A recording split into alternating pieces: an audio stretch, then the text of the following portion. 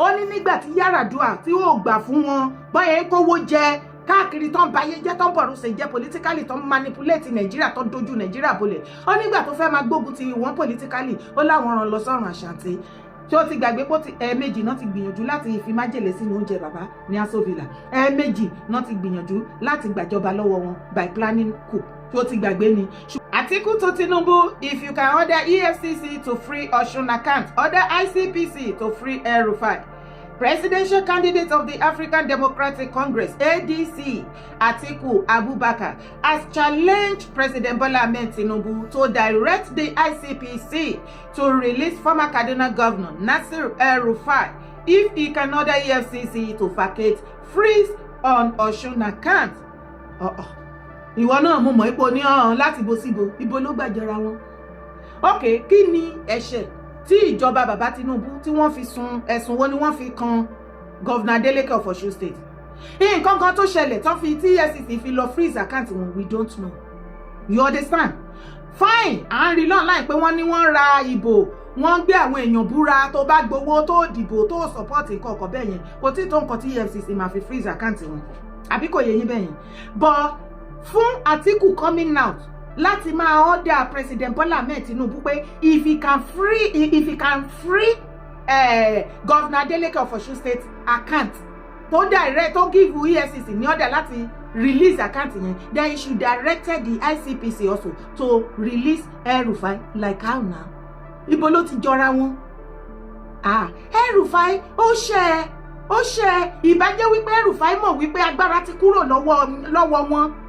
The Northern Caliphate agbára yẹn Ọlọ́run ní ọ̀rọ̀ ipò máa padà wá síbẹ̀ di political power ti kúrò lọ́wọ́ wọn ti wà powerless. Ìbàjẹ́ pé ó mọ̀ wípé èèyàn tó ń bá tayò wọn lè jẹ láíláí. Tinubu là sọ pbat ọmọ olódò dẹ. Bàbá sán lórí politically. El-Rufai Nasir El-Rufai ó believe wípé ó tí bí yẹ èèyàn kan politically tó máa dá wọn kúnlẹ̀ àwọn Northern Caliphate. Àwọn Fulani Caliphate, tá bá sọ pé Northern Caliphate àwọn yìí láàrin fásitì. The Fulani Caliphate àwọn ni wọ́n báyé Nàìjíríà jẹ́ economically, insecurity, every kind of problem tó ṣẹlẹ̀ nínú Nàìjíríà religiously gbogbo ẹ̀ iṣẹ́ ọwọ́ àwọn Caliphate ọmọ àlewèrè yìí ni. Wọ́n ṣàfẹ́ ṣe ayé Nàìjíríà kó dàbí Iran. Ẹ wo bí ayé àwọn ọmọ Iran ṣe bàjẹ́ kó tó di wípé wọ́n ṣe kíni kó tó di wípé President Trump ó lọ tún wọn lẹ́ńbẹ̀. El-Rufai jẹ́ ó ní láti jìyà ẹ̀ṣẹ̀ yẹn.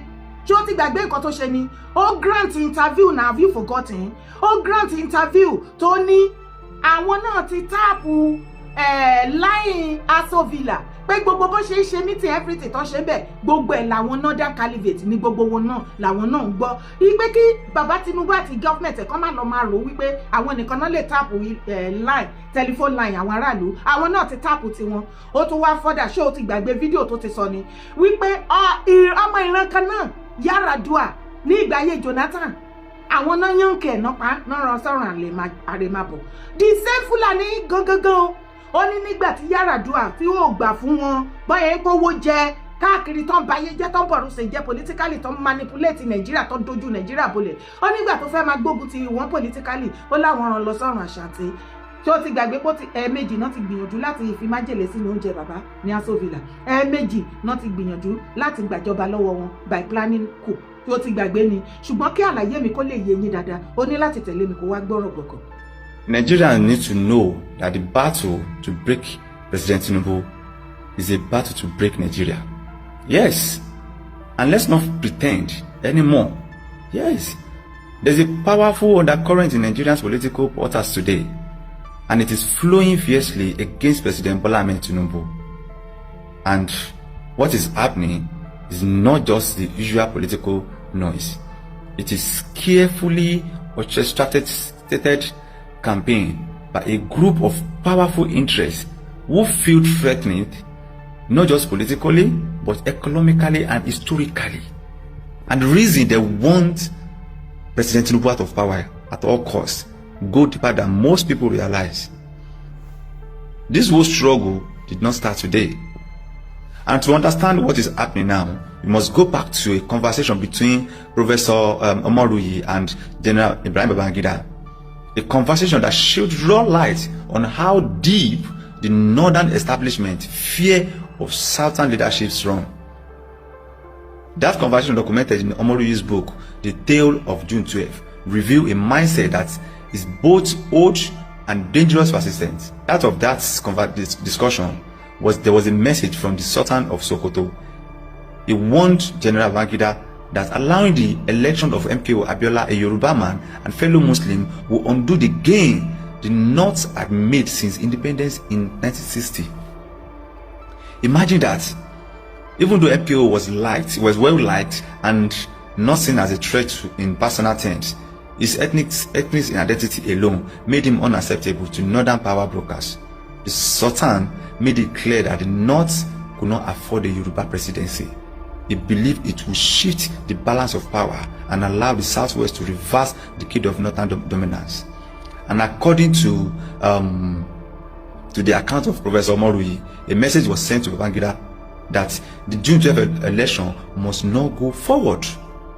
And Babangida, in a moment of candor, told Omoriyi that Yoruba people behave as if Nigeria cannot move forward without them, and adding that the Igbo should teach them a lesson. Seriously, it was a disturbing statement, but it revealed the hidden bitterness and competition that have plagued Nigeria's leadership structure for years. It also showed how much fear and hatred of Southern ascendancy still exists behind closed door. And what played out in 1993 is no different from what we are seeing today. The same fear, the same desperation, the same tactics. Now, President Tinubu has become a symbol of what northern elites fear most. A southern leader who is independent, bold, and difficult to control. President Tinubu is not Obasanjo, who was handpicked and trusted by the same establishment to protect their interests. Unlike Obasanjo, who once ruled as a military head of state and was widely seen as someone who would play ball, Tinubu came through the hard way. He built his political machinery from the ground up, led the opposition for years, and earned his victory through great strategy and the power of the people. And now that is in power, is not dancing to their tune. That is the real problem. What has President Tinubu done that is shaking the foundation of this powerful interest is disrupting their long-standing economic privilege. The removal of the petrol subsidy alone cut off a major pipeline of wealth for many of them who had benefited for years without accountability. Oil bunkering, illegal mining, black market foreign exchange deals, non-payment of taxes, and outright stealing of public funds in public service without questioning were part of the economic lifestyle of northern elites. These acts were not just tolerated, they were part of an entrenched system of plundering Nigeria. Tinubu's reform by exposing that system and trying to shut it down. And the reform, though tough, are not without purpose. They are aimed at building a stronger economy, reducing waste, and making the country work for everyone. Not just a privileged few, but those who have failed fat on the nation Commonwealth for decades see it differently. To them, Tinubu's policy are not reform, they are threats. They see every policy as a move to dismantle their empire, and they cannot take it. So what are they doing? They are regrouping coalition. They are calling on their best 11 political heavyweights, media propagandists, religious leaders, and ethnic champions. They are aligning with angry politicians, including those from Southwest who lost out in the last election. They are funding protests, sponsoring misinformation, and showing discontent. And they are trying to present Tinubu's administration, government, as a failure. And not because he has failed, but because they are desperate to make the people turn against him. This playbook is not new. It is the same strategy they used against former President Goodluck Ebele Jonathan. Remember how they resisted every effort to transit power to him after the death of former President Yaradua. How they labeled him incompetent, weak, clueless. They made the country ungovernable for him and pushed him out using every conventional and unconventional method. at their disposal. Now they want to repeat the same script. Only this time, the target is President Tinubu. But Nigeria must ask themselves, is this really about President Tinubu? Or it is about a group of people trying to protect their unchecked access to power? Èwo ni òye ẹ nínú àlàyé tí brother wa ṣe sharply. Ó gùn jù báyìí lọ ìwọ̀n báyìí ni mo fẹ́ kó gbọ́ ńbẹ̀. The Northern Caliphate, the Fulani Caliphate, political power tí wọ́n swallow tó fi ń ṣe bí Ọlọ́run nínú Nàìjíríà. Tinubu kọwọ́ bọ̀ fún wọn. Ó kọwọ́ bọ̀, wọ́n bí wèrè dànù. Wọ́n ti bìbìkúbì, wọ́n ti ṣiṣẹ́, wọ́n ti ṣìrìn. Tinubu lọ́kọ̀ ya wọn. Tinubu ti báyé Northern Caliphate jẹ́. Ó ti gba agbára political power tí Fulani Caliphate ní tí wọ́n believe pé wọ́n fi ń jẹ́ Ọlọ́run Nàìjíríà. Can't you see how powerless they are? Can't you see how quiet and everything just make like on pause? Kò yé wọn. Kí ni next tó yẹ kán ṣe? Bí mo ṣe ń bá ẹ sọ̀rọ̀ yìí, wọ́n ṣe meeting after meeting, plan after plan, strategy after strategy. Kò yé wọn. Tinubu ti finish in Northern Caliphate. Their power has been terminated. You see their political power will never go back to them. By the time tó bá wá di karangida pé ma go back to them. Wallahi, even tini báyìí ló máa dọ́wọ́ wọn. There will be nothing to ṣe garagara mọ́. Tinubu á ti pín ire á ti láre gbogbo nǹkan tó kó tó ń bàjẹ́ tó fi ń ṣe Ọlọ́run lórí ayé wa gbogbo ẹ̀ oníkálùkù á ti mú alpha. The Northern Caliphate, ẹ̀yin ọmọ Yorùbá ẹgbẹ́ mọ́ tinú yín mo máa ń sọ. Mo mọ̀ wípé ọ̀tẹ̀lẹ̀ èèyàn jù èèyàn láàyò jù àṣẹ géèmù láyé yín, àtọkùnrin àtobìnrin, àtọyún inú ọmọ inú yín, àtẹ̀yí tó ti rìn. Ọ̀tẹ̀lẹ̀ láìkì jù. Ọ̀tẹ̀lẹ̀ máa láìkì. Mo dẹ̀ máa ń pèdè kan fún yín pé ọ̀tẹ̀ ìgbà tó bá ṣá máa dùn mọ́ ẹ. Ṣùgbọ́n kò ń pẹ́. Ọ̀tẹ̀ àtẹ̀ wà tẹ́ láyé wà tẹ́ lọ́run á tó tẹ́ ẹ̀rì. Àtẹ̀rì. Gbogbo nǹkan tó kójọ tí ò ń ṣe ọ̀tẹ̀ ló fi kójọ. Ọ̀tẹ̀ àbájẹ́ àtẹ̀ orúkọ ẹ̀rì.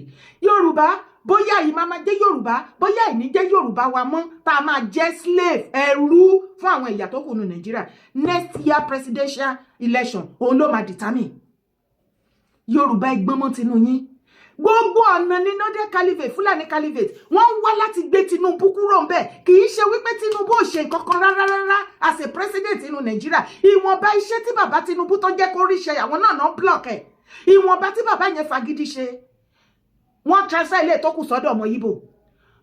Lọ́wọ́lọ́wọ́ tá wà yìí, Yíbò àti àwọn Fulani Caliphate, they join hands together and the forces together to root Tinubu and his administration because they hate us so much. Àwọn méjèèjì, and you know, àfi tó bá fẹ́ parọ́. Ó mọ̀ pé Fulani àti Yíbò like wa rárá.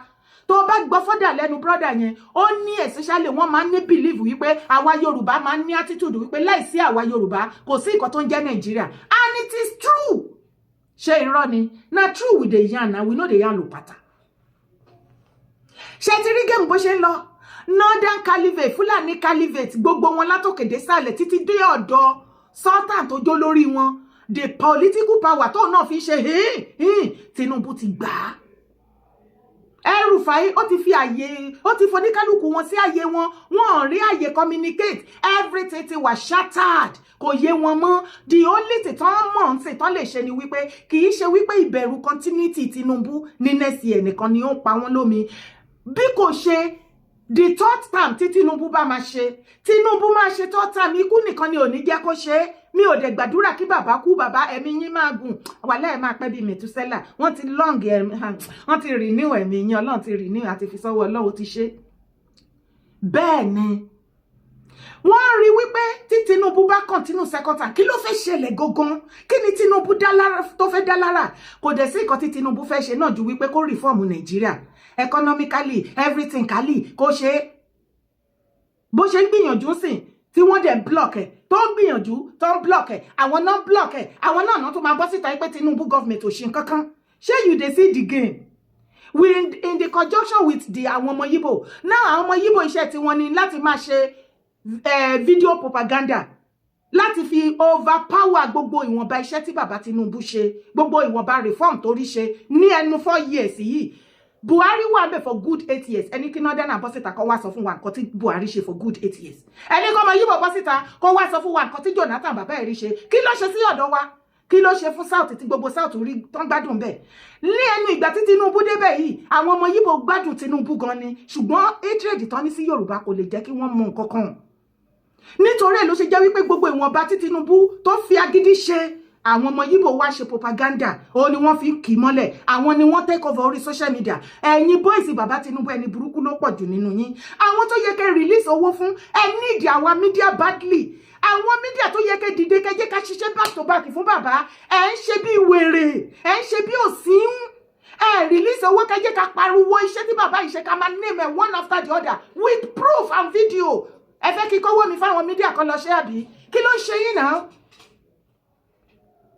ìwọ̀nba bàbá Tinubu gbìyànjú ọmọ Yorùbá ṣe wá rí ọmọ Yíbò ẹ̀yin ọmọ Yorùbá tẹ ní Peter Obi tẹ gbé sórí mi ò ní sọ pé kẹ́ fi sílẹ̀ ẹ continue ẹ jẹ́ kí àwọn northern caliphate kí wọ́n gbé Peter Obi síbẹ̀ ẹ tí rí ìyà láyé yín ṣé mọ̀ pé ẹ̀yin lẹ máa ń lament jù ẹ̀yin ni ìyà tètè máa ń ká lára gbogbo nǹkan ló máa ń tètè jó yín lára àwọn yẹn wọ́n ti mọ̀ bọ́n ṣe wọ́n ti mọ̀ wé wọn ẹ̀yin ò dẹ̀ ní wé kankan wọ́n ń wé sójà nìyí ẹ try kẹ́ fọwọ́ ara yín ṣe ra yín 2023 ìwọ náà wẹnu lẹ̀kọ́ wẹnu ọkọ́ ọmọ Yíbò hate you like kí ló dé tó bá gbé Satan sílẹ̀ báyìí àti Yorùbá àti Fúlàní wàlẹ́ ọmọ Yíbò á jẹ́ kí Fúlàní terrorist àti Satan á jẹ́ kó máa lọ Yorùbá lákọ́kọ́ pa tí ìdè ipò kọ́kọ́ Peter Obi ò tí become president wọ́n ti lọ Lagos state governor seat mọ́ yín lọ́wọ́ pé àsìkò ti tó táwọn fẹ́ máa jẹ governor wọ́n ti ń là lẹ́yìn lọ́wọ́ pé ẹni láti ṣe báyìí fún wọn ẹni láti ṣe báyìí fún wọn lórí ìbò orí burúkú tán náà ń kó kiri ìbò tán ní táwọn lè fi win táwọn lè fi gbé candidate kan sí one tangible post politically nínú Nàìjíríà ṣé àwọn yẹn lẹ́yìn ọmọ Yorùbá fẹ́ máa believe ọ̀rọ̀ wọn bí o ní láti list sí fídíò yìí dáadáa kí ọ̀rọ̀ yẹn kó lè yé ẹ má ṣètẹ́jú bó ṣe yẹ lọ me dey tell you mo ń wọ́nu yín ibẹ̀ ní kọ́kọ́ là ń lọ mọ̀ tẹ̀lé mi kó wá wọlé náà. inú gbó òun ni o express road làwọn wà yìí o mọ́tò tiwa ló bàjẹ́ síbẹ̀ àwọn arètí kí bandit jáde o àtúwẹ̀ pẹ̀lú àwọn ìyàwó wa àtàwọn ẹ̀gbọ́n wa ọ̀gá wa ni o OPC led by Gani Adams Ààrẹ Ọ̀nà Kakanfò express la wà yìí o inú gbó la wà yìí o àwọn yàtọ̀ sáwọn ti bí o ṣáà ti rí àti wà ní màá ń sin more than 3 hours ààrẹ ní tí o ààrẹ ní bọ́dì ṣáà ti rí express road òun ni obi tó ti ń dáná tó tún jìnnà sí Gúrú Màrájì ibẹ̀ la wà yìí o ẹ máa jẹ ẹ lọ o.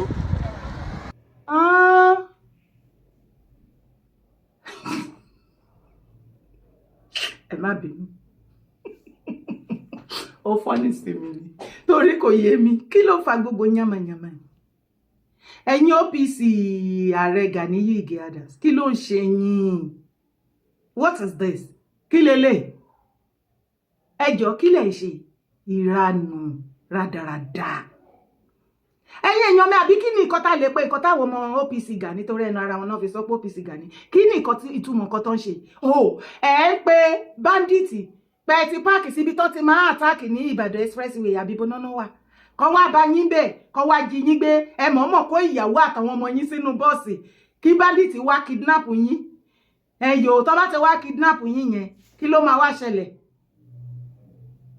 torí kò yé mi gbogbo àlàyé tẹ́ ṣe síbi tó bá ti wá kidnap ìyàwó àtọmọ àtẹ̀yìn fún gangan kí ló máa wá tún ṣẹlẹ̀ ẹ ń try láti jẹ́ kó yé wa wípé tí bandit bá tó kó wá bá yín bẹ̀ are you now trying to tell me pé tí bandit bá débẹ̀ yẹn gbogbo yín ò ní fọ́dàgbé Ọlọ́run ní rántí ìyàwó débi tẹ́ máa rántí ọmọ ọlọ́mọ adọ́mú yẹ lálálá bẹ́ẹ̀ lẹ́ máa sá lọ wọ́n ò ní rántí mú fóònù ẹ̀ gan débi tó lo fẹ́ rìkọ́dù abẹ́yìn ò máa rí rádaràda kí ló dé tó jẹ́ wípé yàmàyàmá kún ọwọ́ yín gan-an ẹ̀yin gan lẹ́ ń tàbùkù bá ààrẹ Gani Adams lídà yín ẹjọ́ ààrẹ Gani Adams ṣé ẹ ti rí fídíò yìí kí lẹ́yìn náà lè rí sọ sí kí ni gbogbo rán rùn what is this ṣé irú ẹkùn Ìgbòho náà ló tì yín sọ di báyìí ẹ̀yin lẹ́ ń pe bandit kó máa bọ̀ nídìí ẹ̀wà ìjẹ̀mbí yín question kan péré àwọn ọmọ OPC ní Kwara ní ti Gani tí àwọn bandit kó lọ ṣé ti lọ gbà wọ́n ni wọ́n yìí wà ń bẹ̀ dì sí ó dè níye àwọn tó ti fẹ́ lọ ṣagídí lọ gbà wọ́n tán ti kú tán jọmọ OPC dì sí wọ́n sì wà ń bẹ̀ o ṣé ti rí wọn gbà ni ẹ tún wá ṣe fídíò mi ṣe bí ààrẹ sọ fún wa wípé ọmọ ogun 5 million wà ńlẹ̀ nínú ọmọ ogun 5 million ẹ wá rọ ọmọ ogun kankan kó kan lọ free àwọn ọmọ OPC ẹ̀yin kan tún ṣẹ̀ṣẹ̀ wá kọ lẹ́tà ẹ ṣẹ̀ṣẹ̀ wá invite tó kọ lẹ́tà ọ̀gá yín ló kọ lẹ́tà down ẹ̀yin wá ṣe fídíò kí terrorist máa bọ̀ kó wá jí yín gbé o azin ẹ fẹ́ display pẹ̀lú terrorist kẹ́ ṣe tàtàtà kan wá fídíò kan kámẹ́rà yín kan lè mọ how strong and how powerful you are than irú ẹkùn àti Ìgbòho Ìgbòho ti sọ ọmọ yìí dọdọ olú ọmọ Ìgbòho ṣe rí ìkọtẹsà àwọn pípù ìdí ṣe rí ìkọtẹsà wọn dì ẹ̀yin ọmọ ìran mi kí lè lé bẹ́ẹ̀ kí ni gbogbo pálapàla ìlú àpàlà ẹ ti wà frustrated kò yé yín mú nǹkan tẹ́ fẹ́ ṣe mo dẹ̀ tètè sọ fún yín ẹ bá má débi mo ní ẹ lọ bá ààrẹ Gani Adams ẹni kó sóòótọ́ fún yín nǹkan tó yẹ kẹ́ ṣe ààrẹ Gani Adams tó ní kẹ́ bọ́sàn láì kẹ́ máa gbé gbogbo ọmọ Yorùbá ṣépè ṣé ààrẹ àtẹ̀yìn nìkan ẹ rò wípé ẹ lè dá gbogbo ilẹ̀ Yorùbá mú ni àwọn àgbààgbà ẹ̀rí bọ́yẹ dákẹ́ lórí ọ̀rọ̀ yín àwa ọmọláyé ń sọ̀rọ̀ nǹkan ti ṣe yín gan ṣé eléyìí tó jẹ́ wípé gbogbo olórí lọ́balọ́ba gbogbo ọba aládé gbogbo olórí lọ́balọ́ba gbogbo ọba aládé gbogbo olórí lọ́balọ́ba gbogbo aládé tí wọ́n ti gbọ́wọ́ lu ìrù ẹkùn àti Ìgbòho wọ́n láwọn àwọn fọwọ́ sí Ìgbòho àwọn fọwọ́ sọ̀yà pé kò ní dà wọ́n ọ̀rọ̀ ńlá ni ọ̀rọ̀ ńlá ló ṣẹlẹ̀ ní pálásì bàbá wa Ọọ̀ni mo dẹ̀ tún sọ ọ̀pọ̀lọpọ̀ yín lẹ́ ń dá wàhálà ilẹ̀ lórí Facebook ẹ dára irọ́ ni mò ń pa ibo ni Aláàfin ti fún ìrù ẹkùn ní 1 million naira ṣé bí mo tún gbé rìsíìtì síbẹ̀ rìsíìtì náà lẹ́tún yìí wò yìí ẹ lórúkọ bàbá wa Aláàfin Ọ̀wọ̀ Adé direct láti inú àkáǹtì wọn sí ọ̀dọ̀ Ìgbòho ni kò rújú bàbá Aláàfin wọ́n fi 1 million naira wọ́n fi support Ìgbòho ìrù ẹkùn security private group ní ìgbà tí àdìmúlà Oòduà bàbí àdìrìṣà wọ́n máa wá ṣe pàbàmbarì bàbá wá gbé mílíọ̀nù mítà tó gùn gan-an ní 100 mila ó pọ̀ létí hello excuse you àdìrìṣà wọ́n wá gbé 100 mila lẹ́yìn tí bàbá Aláàfin fi 1 million sílẹ̀ àdìrìṣà gbé 100 million sílẹ̀ kò tó wá dúró lórí 100 million mi ìrírò ẹ̀rí Ọọ̀ni tún fi lọ́ọ̀tì ṣàṣà ó tún fi gbáǹdì